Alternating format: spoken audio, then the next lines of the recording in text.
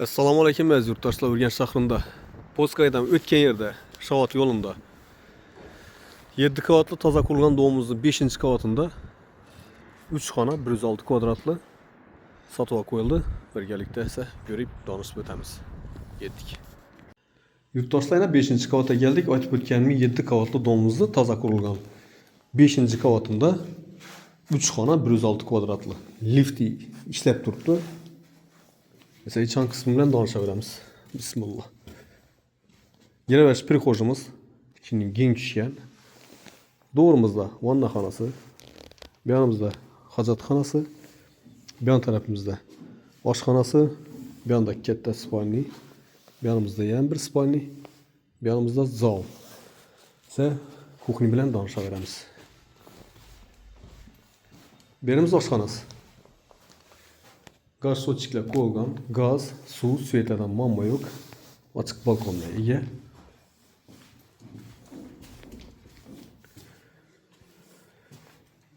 Bir yerimiz vannaxanası. Su soçiklerimiz o'rnatilgan. Bir yerimiz katta spalni.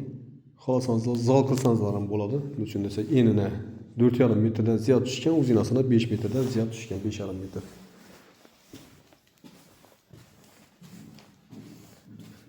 Tabii bir yan tarafımızda spalni, enine 3,30, uzinasına 6 metre tushgan. Takisi bir yan tarafımızdan açık balkon var. Lakasen yine bir göz atıp beraman şu yerden. Bir yan tarafımız yine boran zapravka görünüp turibdi. Bir yanımız Poskayı. Yolun üstünde kızıl kerpiçten kurulgan domlu arkası. Bir yan tarafımız zal yine. 7,5 tushgan, enine 4 metreden ziyod tushgan.